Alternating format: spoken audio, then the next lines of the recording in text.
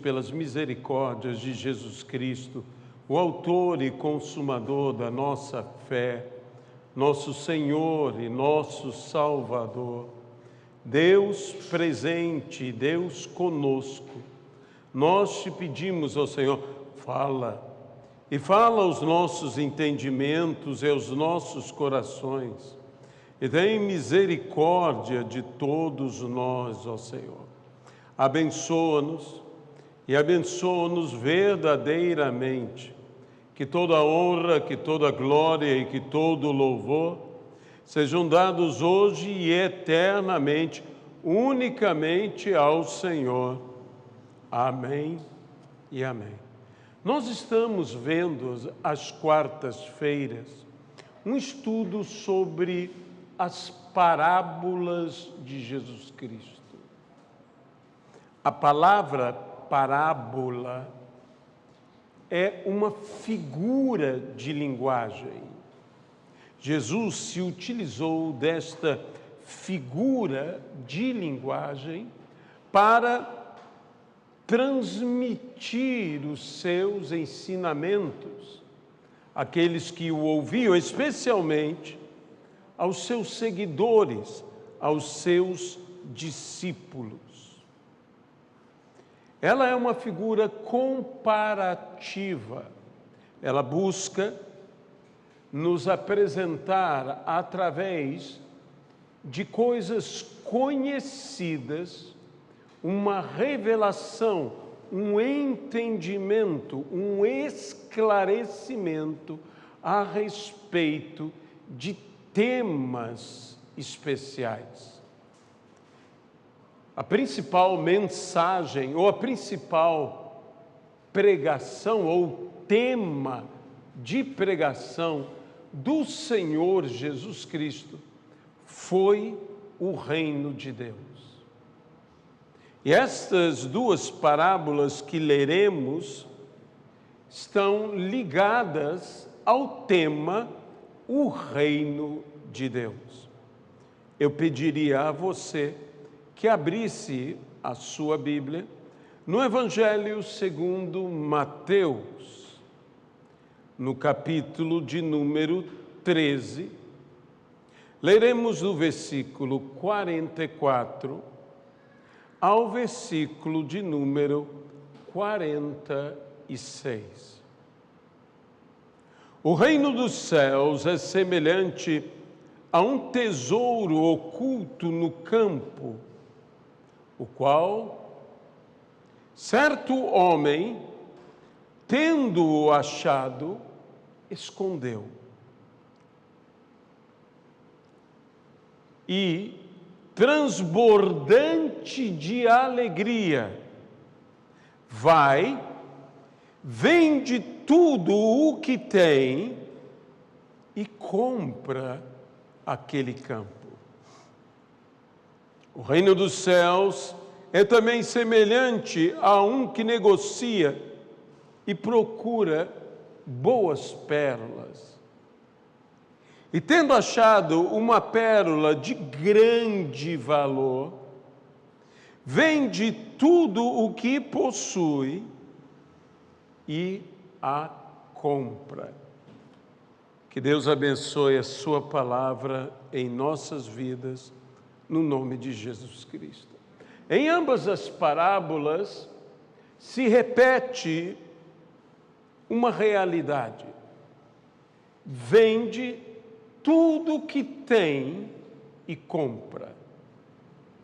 Em vez de usarmos apenas a palavra compra, coloquemos a palavra adquire. Para adquirir, para ser de sua posse, para possuir.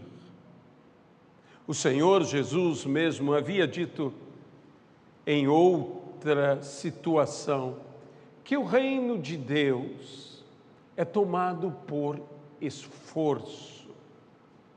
Há uma aplicação, há um esforçar-se. Lembramo-nos de que, em certa ocasião, um jovem e rico foi ter com Jesus. Ele disse que desejava segui-lo. E desejando segui-lo, Jesus disse que ele praticasse a lei de Moisés. E ele então disse: isso já tenho feito. E Jesus, amando aquela vida, disse para aquele jovem: então, vai, vende tudo o que tem e dá aos pobres. E então, terás um tesouro nos céus. E vem e segue-me. E aquele homem saiu triste, porque era dono de muitos bens, porque tinha muitas posses. E eu diria, não somente possuía muitas posses, mas tudo me mostra que não apenas ele possuía muitas posses, mas as suas posses o possuíam. Este é que era o problema. O quanto nos custa para seguir ao Senhor Jesus, para viver de fato o reino de Deus, que o próprio Jesus Cristo disse que estava no coração dos homens, quando Deus reina sobre a vida dos homens. E Jesus também afirmou: ninguém pode ter dois senhores, não podeis servir a Deus e a Mamon, a Deus e as riquezas, porque ou há de agradar a um e aborrecer a outro, há de amar a um e não amar ao outro. A quem amamos de fato? A quem desejamos verdadeiramente agradar? Qual o custo de seguir a Jesus? Qual o custo de viver o reino? Sabemos que o reino não é comprado. O reino é adquirido. A Bíblia mesmo nos diz que o Senhor Jesus nos tirou do império das trevas e nos trouxe ao reino da sua gloriosa luz. E isso por um preço extraordinário, pelo preço de seu próprio sacrifício, de sua própria morte, derramando o seu sangue na cruz do Calvário por amor a nós. Nós não compramos o passe no reino. Nós passamos para o reino, aceitando a Jesus como nosso Senhor e Salvador. Pois aqueles que estão no reino, esses são os filhos do Rei. E a todos quanto receberam, deu-lhes o poder de serem feitos filhos de Deus, a saber, os que creem no seu nome. Uma das coisas que deve chamar a nossa atenção, e deveria chamar a nossa atenção, é que não fez isto com tristeza. Aquele que encontra o tesouro. E a Bíblia diz: quem encontra um amigo, encontra um tesouro. Quem encontra uma esposa, encontra um tesouro. Aqui a palavra nos diz que havia este tesouro oculto no campo, e certo homem achando. Sabe, um tesouro encontrado era um tesouro que era buscado.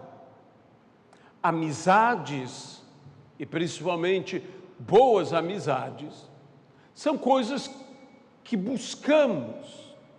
Pessoas que valorizamos, amigos, uma esposa, um cônjuge, deve ser um tesouro preciosíssimo, sem igual em nossas vidas.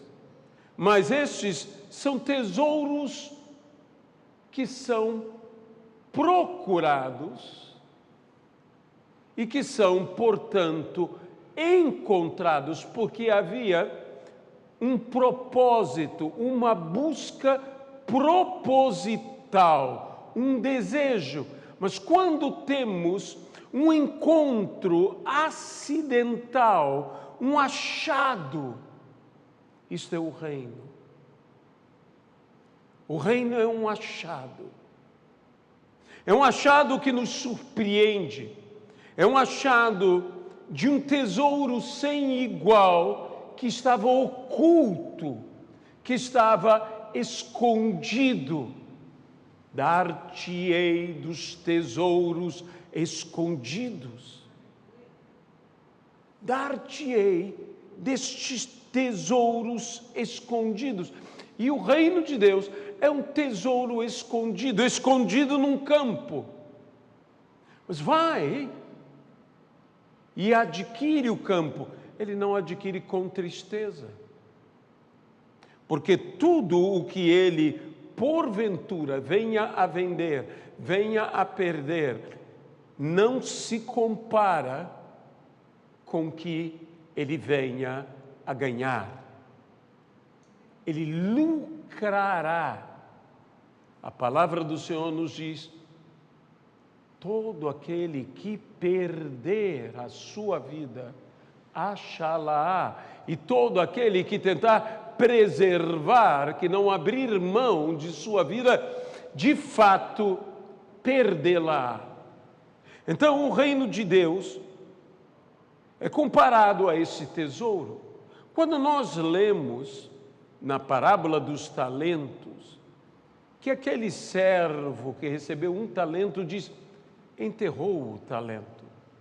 Essa era uma prática relativamente comum em tempos não muito seguros, em que as pessoas tomavam seus tesouros e escondiam, enterravam o tesouro e espalhavam o tesouro.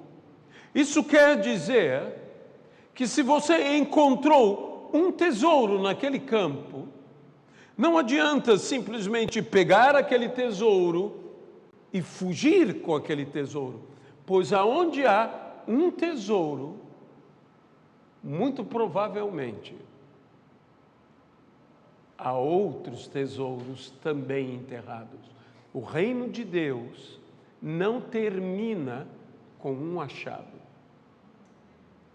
O reino de Deus, ele proporciona a você o seu primeiro tesouro, o seu primeiro achado. Eu sempre achei estranho uma expressão americana falando sobre adquirir $1 milhão, e que eles falam assim: o seu primeiro milhão. Nunca falam o seu 1 milhão, mas o seu primeiro milhão. Porque uma pessoa que alcança $1 milhão, me parece que $1 milhão, que dinheiro, produz ainda mais dinheiro. E, de fato, ela conseguirá, se trabalhar bem, alcançar outros tantos milhões. Então, o reino de Deus, embora nos dê algo que seja preciosíssimo, um tesouro maravilhoso, nós não podemos nos acomodar no achado de um tesouro. Nós devemos ir além, devemos então adquirir com tudo que podemos adquirir, com tudo que temos, com tudo que somos. Isso me faz lembrar de como temos que amar a Deus de toda a nossa alma, amar a Deus com todas as nossas forças, amar a Deus de todo o nosso coração, amar a Deus de todo o nosso entendimento. Amar a Deus acima de tudo, amar a Deus acima de todos, amar ao Senhor e amar ao nosso próximo como a nós mesmos. Nós temos essa entrega total. Jesus disse: se alguém quer me seguir, negue-se a si mesmo. Tome a sua cruz e segue-me. Esse é o custo de seguir a Jesus. É um custo total, mas que muito mais tem a ganhar do que temos a perder. E se aquele jovem rico soubesse e entendesse que tesouros maravilhosos, Jesus diz: vende, porque terás um tesouro. Em que campo? Num campo celestial. E então, vem e segue-me. Isso era o ato de negar-se a si mesmo, de tomar a sua cruz e de segui-lo. Isso é o ato de perder tudo o que tem e adquirir o campo. Disse Calvino: para ter a Cristo, perdi tudo o que tinha. E por ter a Cristo, consegui tudo o que há. Perco a parte e ganho o todo. Para mim, isso é um bom negócio. Quando você abre mão de algo menor por algo maior, isso não é perda, isto é inteligência. E nós devemos entender. Por isso diz, aquele que negocia. Isso é um bom negócio. Isso não é um mau negócio. Vende tudo o que tem e compra aquela pérola de alto preço, a que sempre buscou, a que sempre desejou, e aí encontrando, vê que vale perder tudo o que tem para adquiri-la. Outro sentido de um tesouro escondido no campo é que o campo em si possui a fonte desta riqueza. Imaginemos, em primeiro lugar, algo semelhante a uma mina. A mina está no campo. A mina não pode ser levada. A primeira interpretação que dei, e essa interpretação está dentro de um sentido, até num contexto bíblico, da tradição de se enterrar bens no campo, é que nós poderemos adquirir outros tesouros que lá estão enterrados. Essa segunda interpretação é que eu precisarei trabalhar o tesouro que eu encontrei. Quem encontra uma mina de ouro ou uma mina de prata, terá que trabalhar na mina de ouro, terá que trabalhar na mina de prata, para, minerando o ouro, minerando a prata, enriquecer e enriquecer cada vez mais.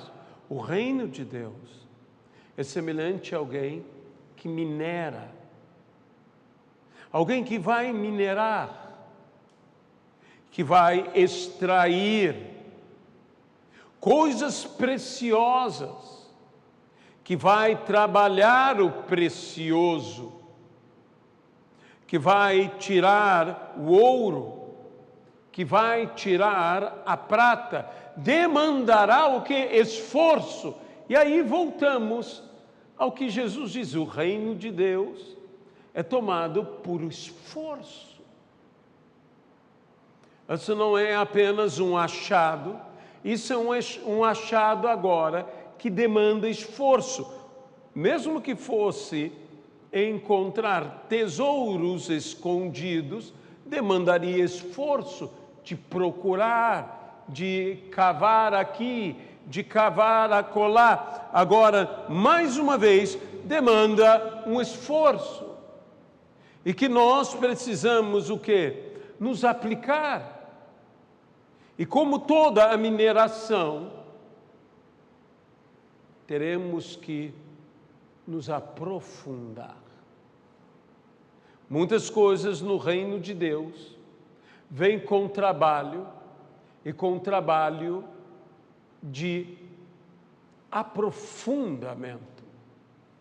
O reino de Deus tem tesouros e tesouros extraordinários que estão esperando por nós, que os achemos, e estão esperando por nós, que os cavemos, que estão esperando por nós, que os mineremos, que estão esperando por nós, que venhamos a trabalhá-los. Mas o reino de Deus é semelhante a um tesouro encontrado no campo. Agora, eu quero trazer uma terceira interpretação sobre o campo e sobre quando nós vemos um tesouro no campo e que ninguém mais vê. É o tesouro de um visionário. Quando nós enxergamos que, por vezes, o tesouro do campo é o próprio campo, a fertilidade do campo, a produtividade do campo, a abundância do campo. Certo homem, o seu campo produziu abundantemente. E o que aconteceu? Ele enriqueceu. Então, ele adquire o campo porque ele vê um potencial neste campo que ninguém mais vê, que ninguém mais enxerga. Sabe, essa é uma qualidade dos visionários. Os visionários, eles enxergam algo que os outros não enxergam. Eles têm uma visão diferenciada. Aqueles que iniciaram grandes negócios, que terminaram em grandes fortunas, enxergaram qualidades no campo de seu trabalho que outros não enxergaram. E eles se aplicaram, e eles lutaram, e eles trabalharam, e o que aconteceu? Adquiriram. E tudo isso fizeram, e o fizeram com coração. E eu volto a isto: tendo achado, escondeu, e transbordante de alegria vai, e vende tudo que tem e compra aquele campo. Há uma alegria. O reino de Deus é justiça, é paz e alegria no Espírito Santo. Deve haver uma alegria, e uma alegria transbordante em nós, quando encontramos, e devemos guardar, devemos esconder. Um tesouro não deve ser exposto, um tesouro não deve ser gasto, um tesouro deve ser guardado e preservado. Há pessoas que nos seus relacionamentos, que deveriam ser tesouros, a saber, o que a Bíblia diz, amizades e o relacionamento conjugal. Aquele que acha um amigo, acha um tesouro. Aquele que acha uma esposa, acha um tesouro. Tendo achado, não tratam o que, e melhor dizendo, aqueles que acharam, como se de fato tesouros fossem.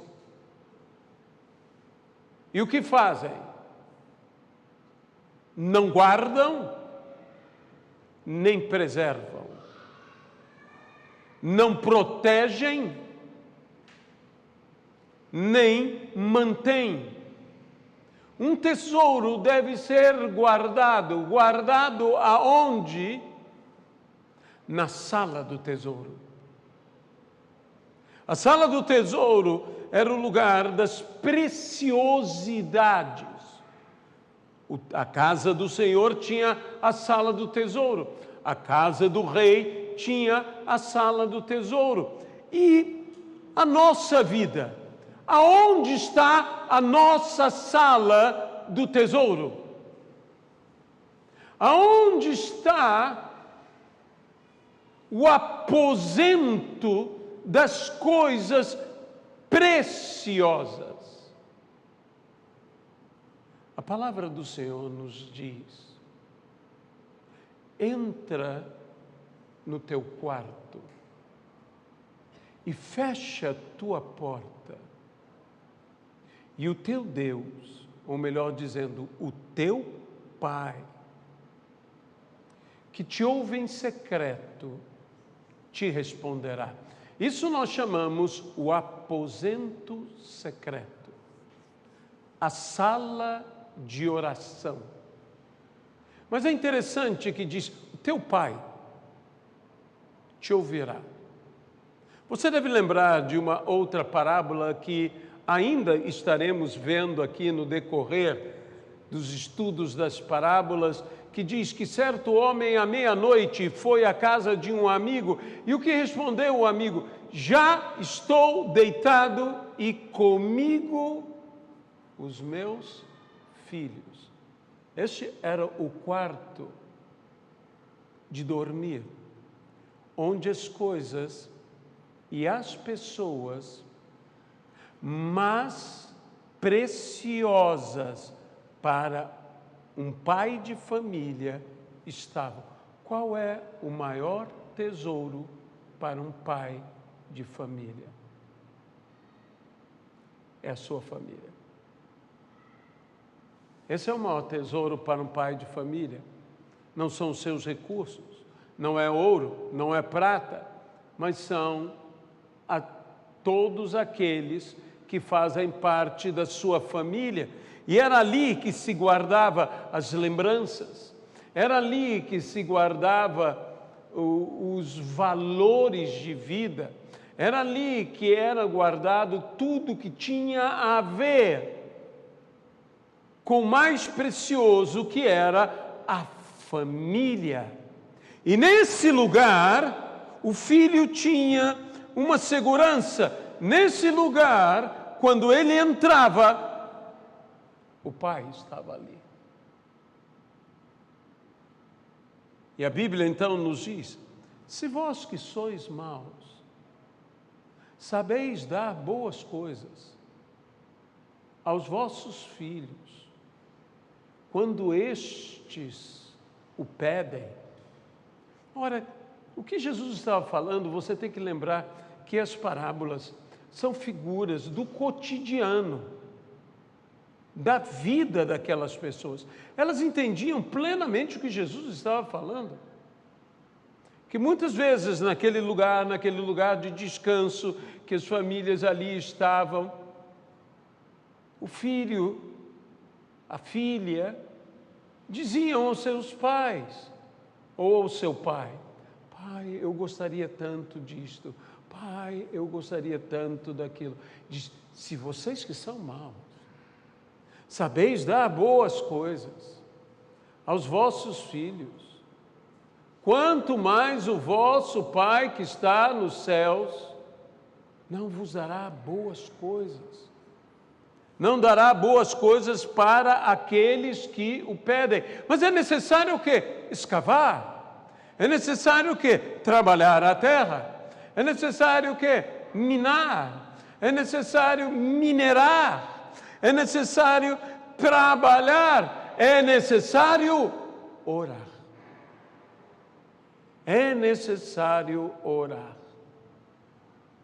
É necessário, e através da oração, eu encontrarei o outro tesouro que estava ali, o outro tesouro que estava acolá, e o outro tesouro, e assim por diante. Eu estarei encontrando tesouros pós-tesouros. Através disto, eu semearei campos, através disso eu regarei esses campos, através disto eu colherei os campos, através disso eu trabalharei toda a colheita. Através disto eu perfurarei a terra, através disto eu cavarei, e através disso eu irei minerar, através disso eu irei adquirir o ouro, eu irei adquirir a prata, eu irei adquirir as pedras preciosas, eu irei adquirir, mas através do quê? Do trabalho. E que trabalho é este? O trabalho no lugar secreto, o trabalho na oração. Eu sei que muita gente poderá dizer sobre certos esforços humanos, mas o reino de Deus não é comida nem bebida. O reino de Deus, eu volto a dizer, é justiça, é paz, é alegria no Espírito Santo. E que nós devemos buscar, em primeiro lugar, o reino de Deus e a sua justiça. A justiça da justiça, a justiça da paz, a justiça da alegria. Então, o reino de Deus, que é a justiça, a paz e a alegria, e a justiça de tudo isso, porque existe uma justiça na justiça. Existe uma justiça na paz. Existe uma justiça na alegria. E que nós devemos viver o reino de Deus em toda esta plenitude. E devemos nos alegrar sobremaneira, de não nos entristecer. Há uma coisa que me chama a atenção no texto que nos fala deste jovem rico e diz, e indo, se afastando de Jesus, foi triste. Afastar-se de Jesus, não andar com Ele, não estar próximo dEle, só traz uma consequência na nossa vida: tristeza. Mas andar com Jesus, estar próximo dele, é viver o reino. Isso traz justiça, paz e alegria. Traz vivenciarmos a justiça, vivenciarmos a paz, vivenciarmos a alegria. Então, nesse momento eu quero aproveitar para aqueles que nos ouvem, a estender a você o convite e dizer a você uma advertência: não se afaste de Jesus. Não siga outro caminho. Não vá por outro caminho. Isso só trará a você uma coisa: tristeza. E para quê? Já bastam os males da vida. para andarmos por um caminho em que sentiremos tristeza. Eu quero te convidar a vir por um caminho em que você sentirá paz, em que você viverá justiça, em que você terá alegria no Espírito Santo.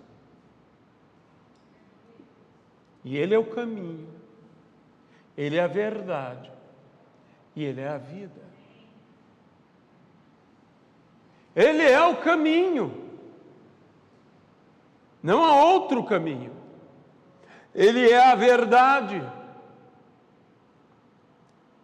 verdade que uma vez conhecendo, essa verdade nos liberta. Ele é a vida. E Ele próprio veio para que tenhamos vida e a tenhamos em abundância. E vivamos então o reino de Deus em justiça. Em justiça porque Ele é o caminho e só há um caminho de justiça e só podemos ser justificados e sermos justos através dEle. A paz. Porque Ele é a verdade. E Ele diz: tenho-vos dito estas palavras, as minhas palavras, a verdade que vos tenho dito, para que em mim tenhais paz. E por fim, a vida. E eu vim para que tenham vida, e a tenham em abundância. E isto nos traz o quê? Alegria. Por isso, é um bom negócio. É a pérola de mais alto preço, é a pérola maior, é a pérola mais pura, é a pérola mais perfeita, é a pérola de maior valor. Aquela pérola que veio através da dor, da ferida,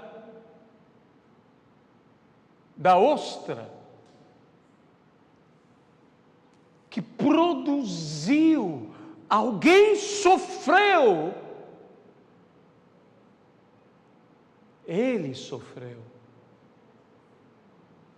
para produzir para nós uma pérola de altíssimo valor, de altíssimo preço.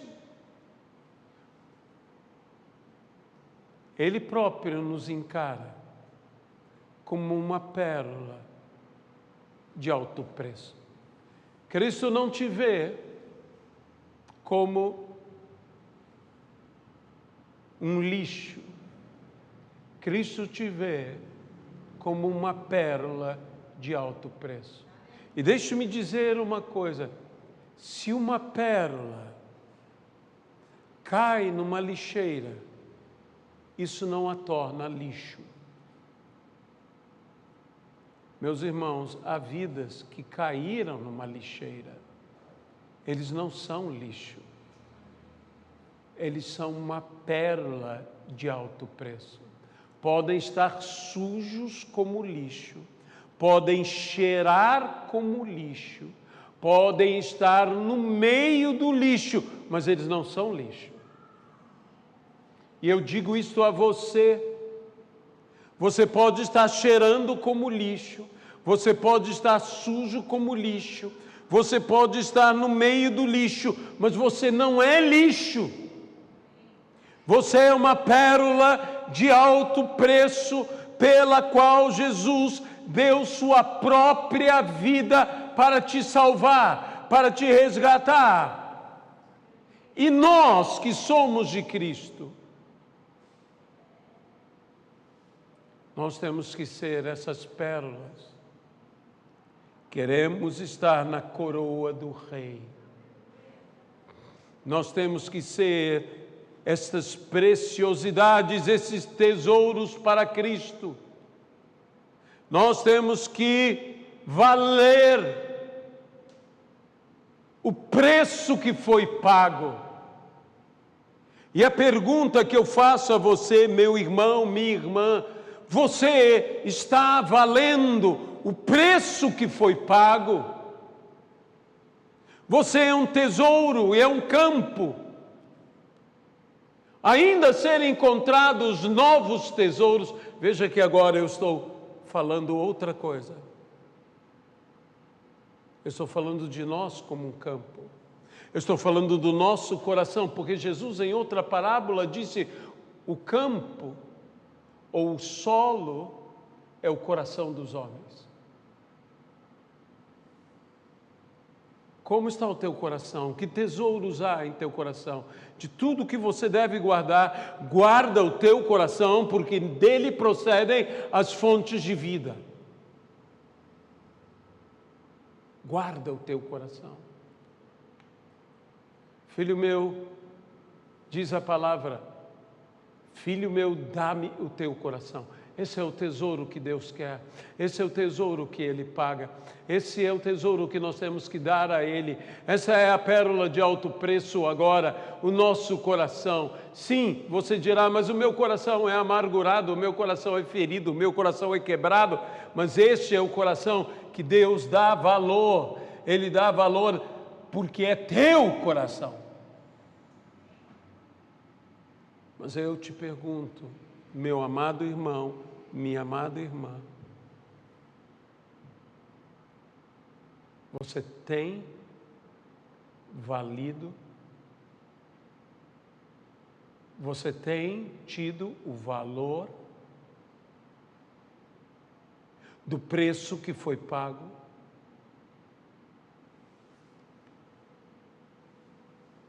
Quando a palavra diz, os que se esforçam se apoderam dele, do reino de Deus. Há uma versão que diz, e os valentes.